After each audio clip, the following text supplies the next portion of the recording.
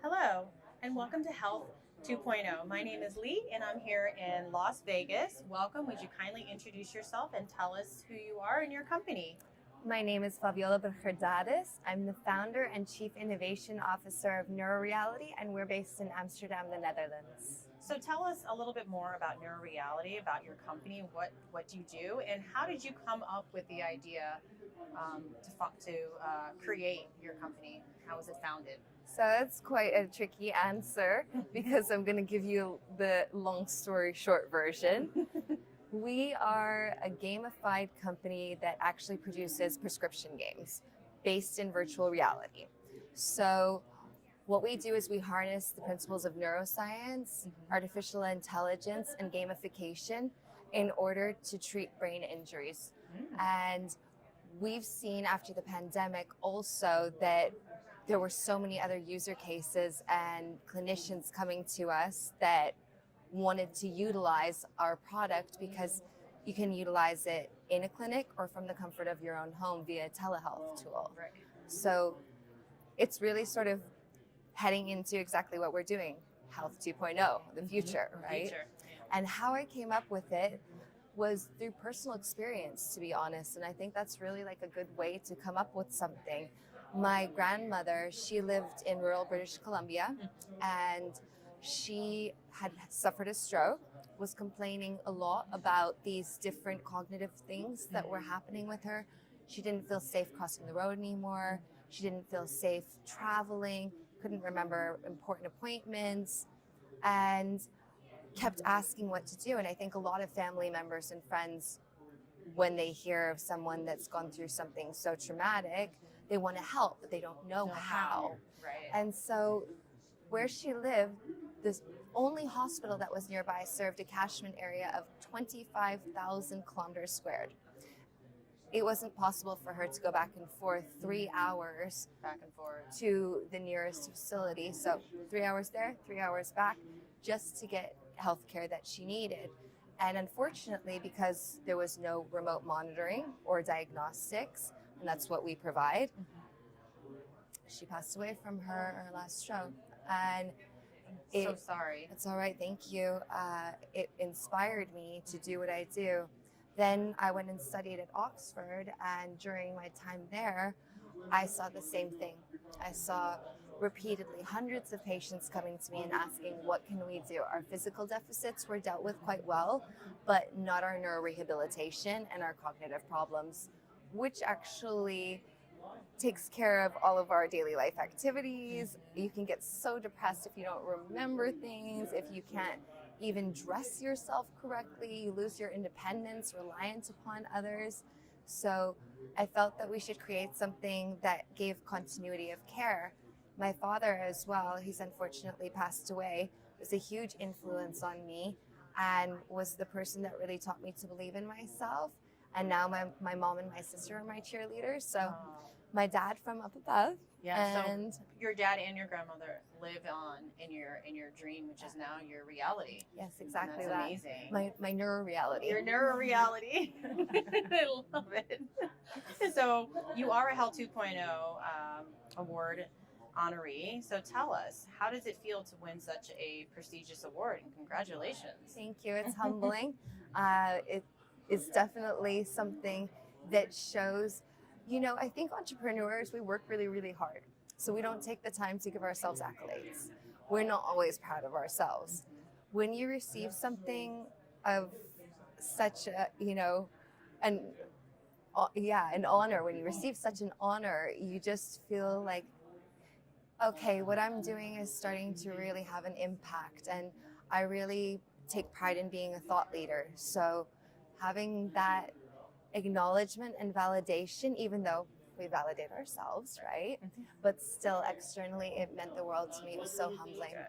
And what advice would you give to someone wanting to follow in your footsteps? I would say be yourself, honestly.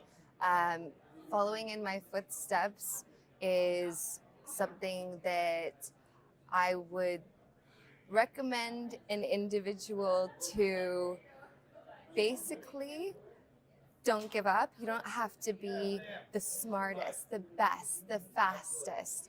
You just have to have tenacity enough to stick in there.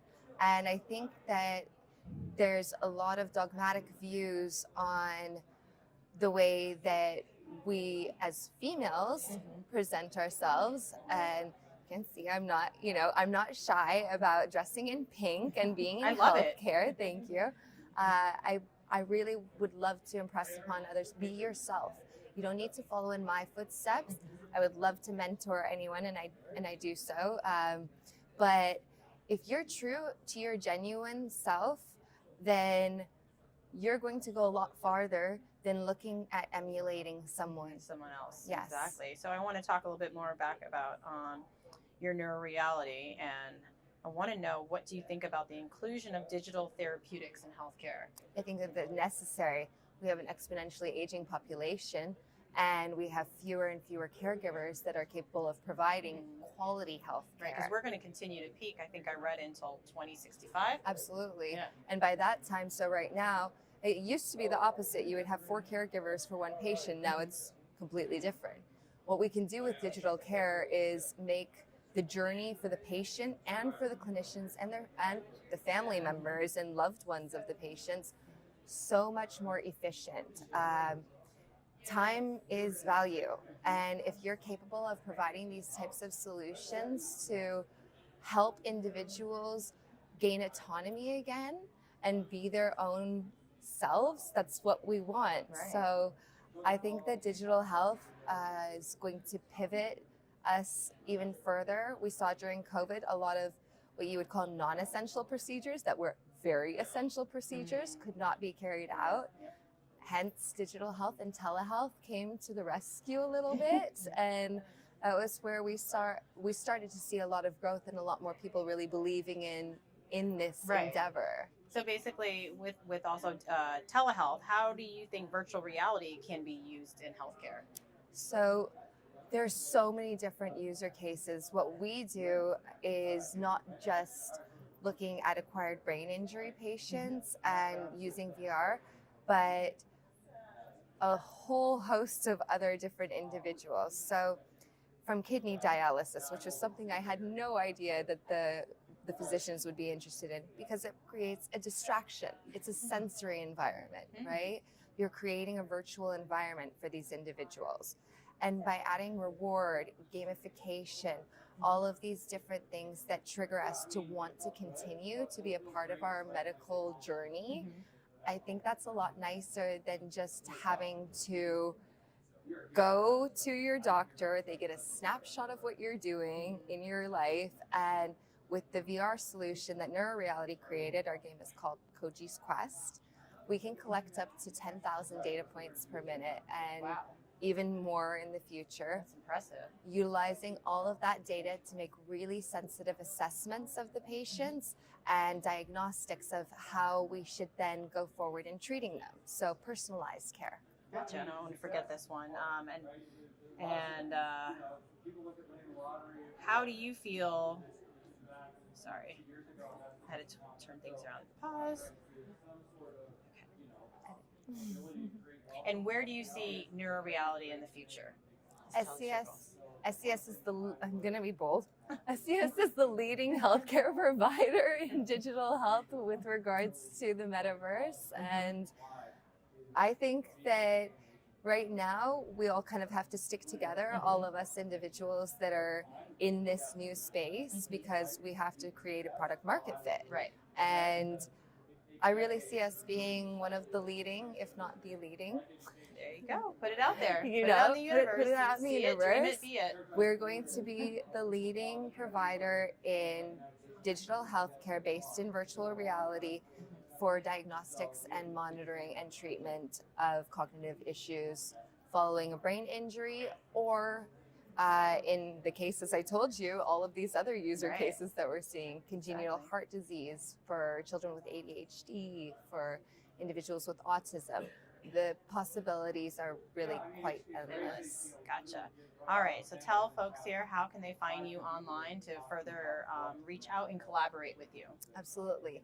So check out our LinkedIn, NeuroReality, and I would say connect with me as well. with Faviola Brugger-Dadis. And Go ahead and spell that. okay, Faviola. And then my last name, actually, I think on LinkedIn I kept it more simple. It's just Dadis, Dadis. You can contact me on Instagram, follow me on there. This is again a controversial name, Neuroscience Barbie, but I'm totally all about, I'm a girl and I really appreciate that I can still be myself. And you're empowering other girls. Exactly, I love it. Great. exactly. Thank you so much for taking the time to sit down and speak with me. It's been an absolute pleasure. Thank you, Leo. It's a pleasure. Hope that you enjoy the rest of the conference and hope to see you again soon. And thank you. Thank you.